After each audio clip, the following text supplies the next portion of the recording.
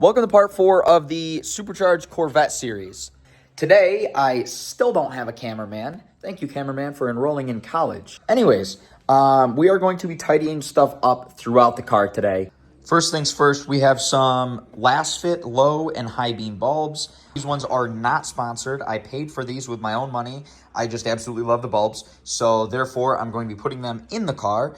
Honestly, I do plan on doing the low-rise headlights, but because it is now lowered all the way down on the stock bolts as of last video, the visibility at night sucks a lot.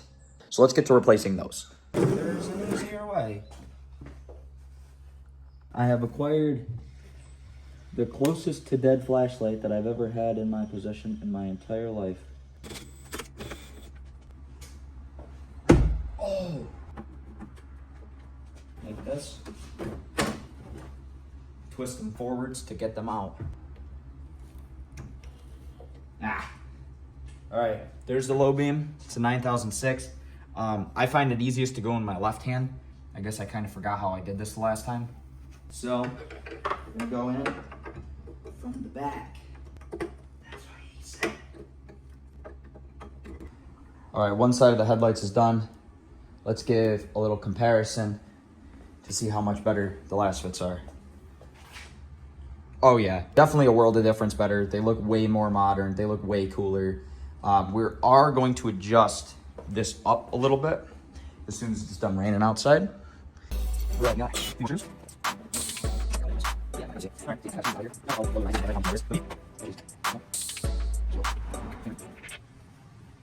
you can usually get these off with one hand if you're confined in space just by shoving your nail underneath it.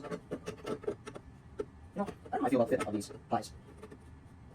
All right, let's make sure they go down and up properly.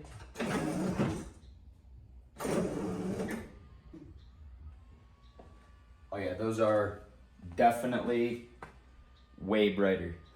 Now all we need is a T15, and we're going to adjust this lower adjuster here. It's somewhere down here. And that is going to raise our headlights up just a little bit. The reason for this is because the front end of the car is now lower, which brings the headlight angle down a little bit, and we need to fix that. That's very stuck. Unfortunately, I don't think we're gonna get to adjust this. It just stripped, so it is what it is, I guess. It'll be closer because we're gonna have so much brighter of lights. And worst comes to worst, people are just gonna get the high beams until I install the low-rise headlights.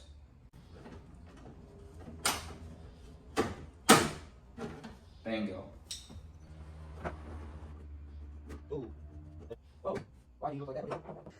All right, so that came out pretty good other than the fact that we can't adjust them. But like I said, we're doing low-rise headlights anyways at some point. Next up, we have a couple things to do in the interior. Number one being this gauge. It's kind of just been hanging out here. I shoved it in there, and the wires have kind of just been dangling.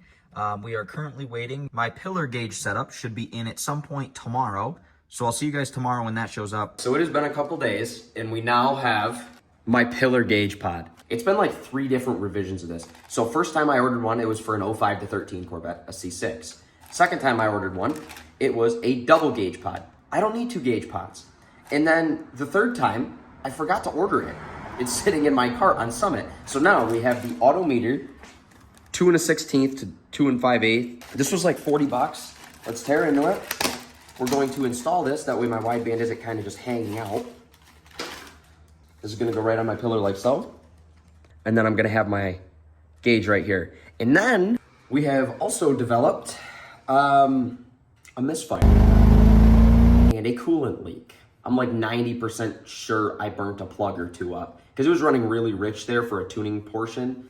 So we picked up BR7EF number 3346 plugs, which are 2 heat ranges cooler, a little bit better for forced induction if you guys are doing the same thing. Let's get to installing this first though, and then we'll move on to the spark plugs in the expansion chamber.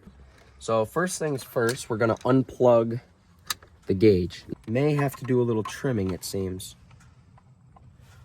Or maybe not. Could just be a very tight fit. Looks like we're gonna get the Dremel out and just shave off this edge that we were pressing down on. All right, so you can see how this is going to be more of a press fit, but we still have a little to be desired right here for fitting purposes. So we're going to pull this out, flip this over, and we're going to trim right here.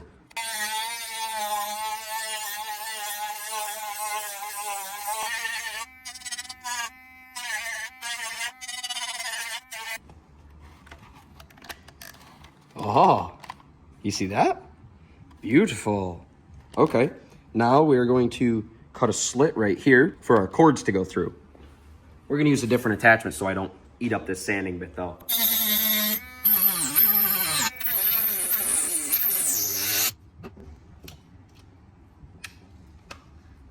Sweet. Now we're just cleaning up the edges. Okay. So now that that's finished, we're going to put our gauge in like that. And then we're gonna put the backing plate on, and then we have to drill 4 3/16 holes. But guess who broke his 3/16 bit? So I have an 11/64 bit that's gonna do close to as good, I think. Oh yeah. Oh, that's sick. Ooh, choo choo. Ooh, choo choo choo. We're going to find our 11/64 drill bit and go drill right into my A-pillar.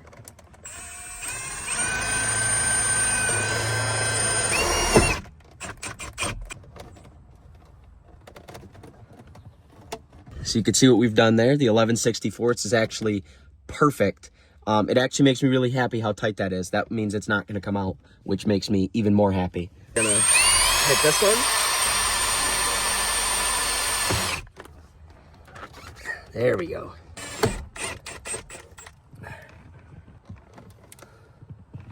Oh yeah, that worked out beautifully. So I think what I'm gonna do is I'm gonna save one of these little pins. I'm not gonna drill it right now because after seeing how this looks when it's covering the heater vent, it looks really chopped and really ugly. So instead I'm going to not drill this last one. I'm going to buy a heater vent for it, and then I'm gonna trim it out with the Dremel like this. That way it looks right, because this looks pretty chopped and ugly, but I also didn't want it up here. So I kind of had to have it here to have it in line with the rest of my gauges. And it does, I mean, it looks beautiful as it sits right now. Like, that's perfection. If you're looking from my point of view, that's beautiful. So it actually turns out that I do not own a spark plug gap tool. So we are on our way to O'Reilly's in Cameraman's Firebird right now. And we are going to get a spark plug gap tool for all of $3. So here's the spark plugs again. And we are going to gap them to 25 thousandths.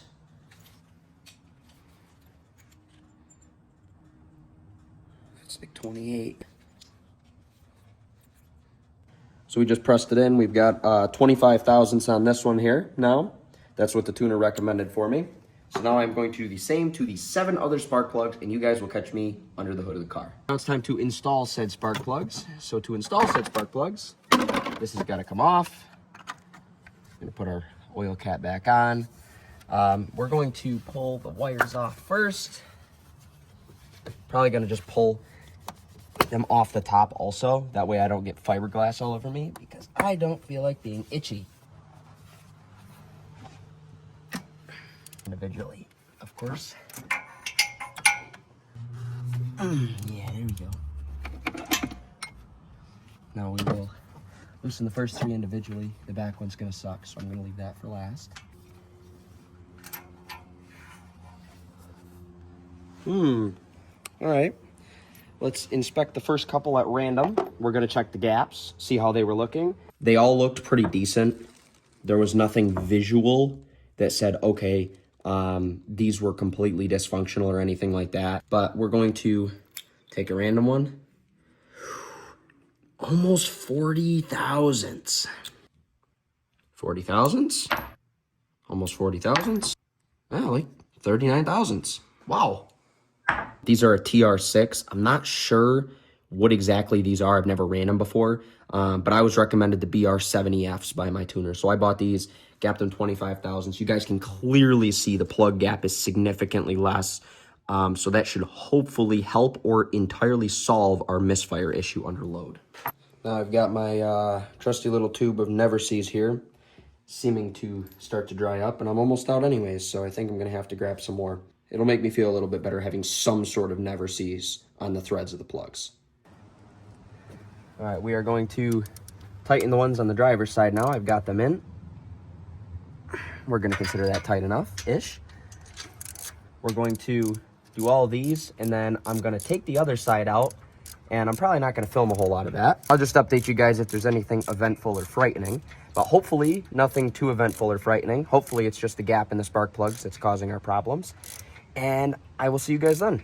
Alrighty, y'all, I'm gonna finish putting spark plug wires on, and then we're gonna go for a little rip and see if it solved our problem. All right, so we're taking a little ride right now. Seems to be running a little better, but the only test truly is to step on it.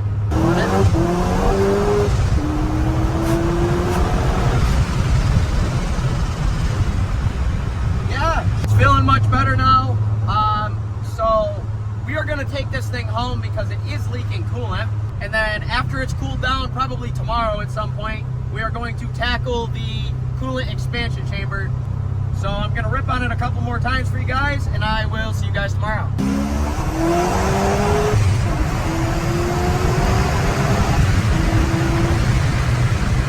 So last night I was driving. I had a buddy behind me with his last fit bulbs, and I was being blinded. That was for two reasons. First reason is my auto dimming mirror doesn't work, and the second reason is because the car doesn't have tint on it. We're gonna go get this thing tinted, and then we're gonna do the expansion chamber. What you guys are seeing right now is actually the car at the tint shop. I was very pleasantly surprised about how quickly they were able to get it done. They got it done in just one shot on the rear glass, which I guess is quite the achievement because of the curve of it. Oh man, we're back from the tint shop now, or almost back I should say. We did 20% all the way around, which I think looks great. He did tell me that the fact that I have a glass roof on this car contributes to it looking a little on the light side, but he said that I could have the windshield done in 70%, and that would make it look perfect. All right, now we can go back and put the coolant expansion tank on. So it is the weekend now. I know I said that we would be doing this whole situation with the expansion tank tomorrow, but work and life have been getting in the way. So the car is hot right now, which I know I'm gonna regret doing, but I've let the pressure bleed out. The coolant's at like 175 coolant temp, so rest in peace to my fingers. But we have the cap off. Pretty much what we're going to be doing is we're going to remove these two 10s, and then there's another 10 down here on the low side. And we are going to replace this plastic unit with this aluminum unit from Flash Shark.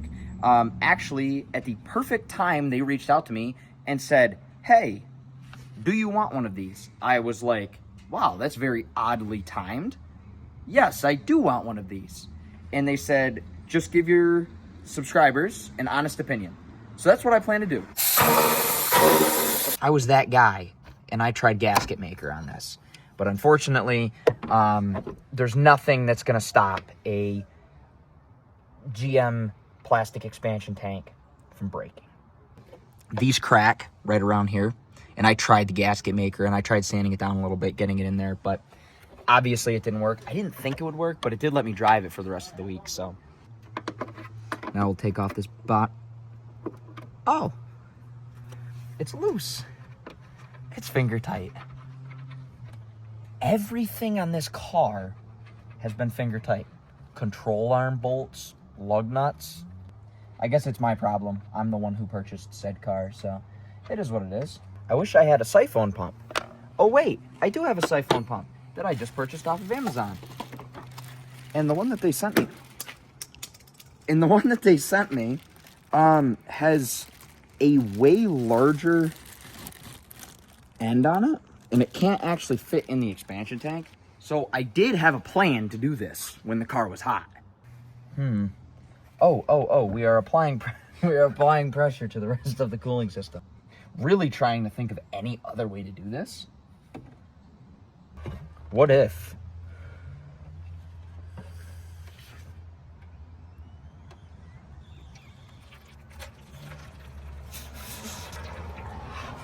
That's really hot. That's really hot, but it worked. So I had an idea, and it involves this Hoover vacuum cleaner from like, I don't know, like 1970. But watch this.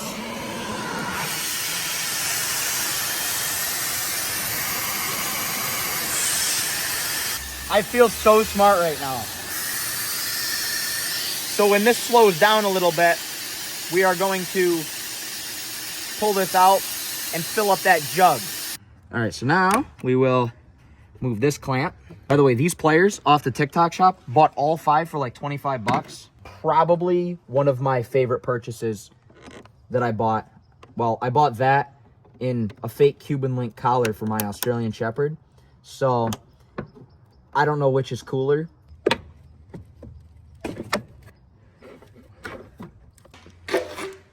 So first, we're going to unbox these and hope that the fittings come already tightened.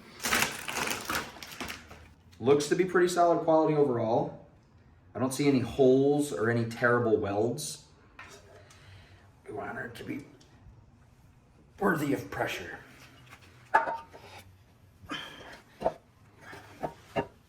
Yep, that'll do. Glad I checked this. If you guys buy one of these, definitely check these fittings. We are going to install the hose number 1 here. Well, we ran into a problem. And the problem is this. This Flash Shark aluminum expansion tank does not fit with the stock bolts, which isn't a problem. I can replace the bolts. It's really not a big deal. As well as this thing right here that holds into the factory bolt location is not in the correct location, unfortunately. But yeah, I guess I'll see you guys tomorrow.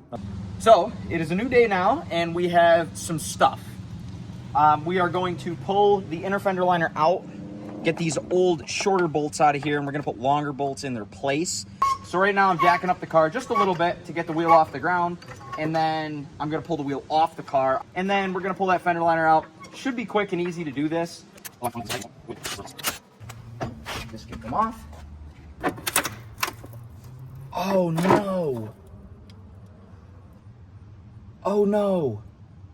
These these are the bolts. And I just pried it right through the fiberglass. Let's see if we can do this gentlier. What I've come up with is holding one side with a pair of pliers and then just rotating the other side like this. So what we're effectively doing now is we are loosening it out of this little clip right here. What these are for is so that you don't have to hold it from the bottom while you tighten the nut that holds the coolant reservoir on. So if you guys can see, we have this last stud that's down here, and I kind of want to utilize this, but if I put it on that stud, the holes don't line up, as you can see right here.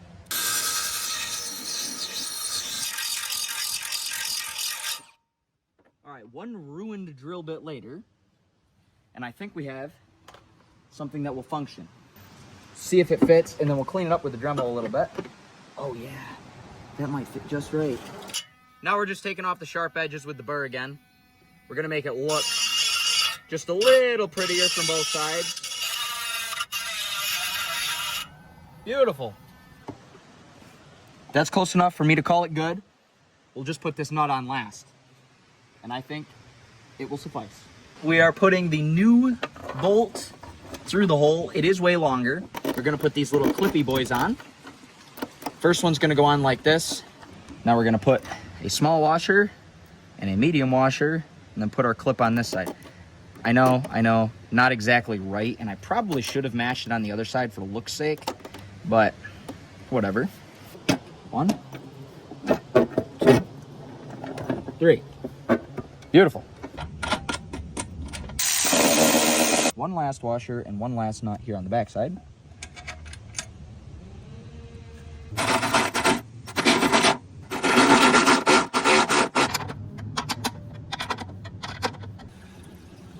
We did take, I don't know, I'd say probably about half a gallon out, so we'll put about half a gallon in, maybe a little less.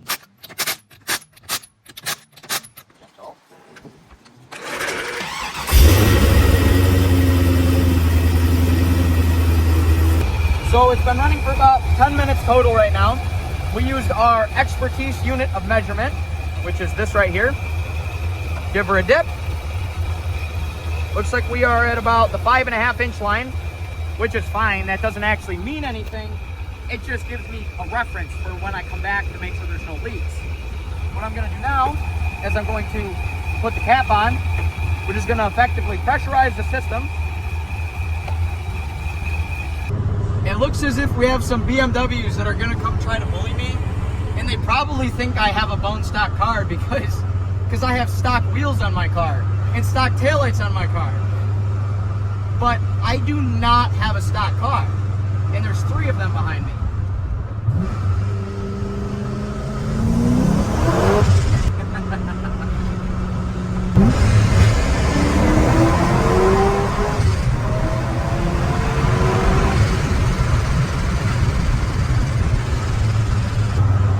I think we're good with the coolant tank though. Although it was kind of sucky to install, I think we're good. I haven't really done burnouts with this car, so I guess let's see if it does them.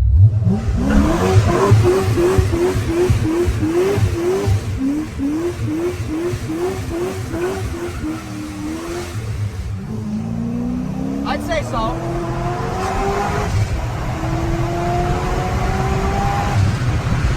Damn, I love this car. Gets my heart beating. So we're back home now. We checked for leaks. I do not see anything. Let me know if I should polish that and polish the supercharger and the intake pipe. I'm considering it.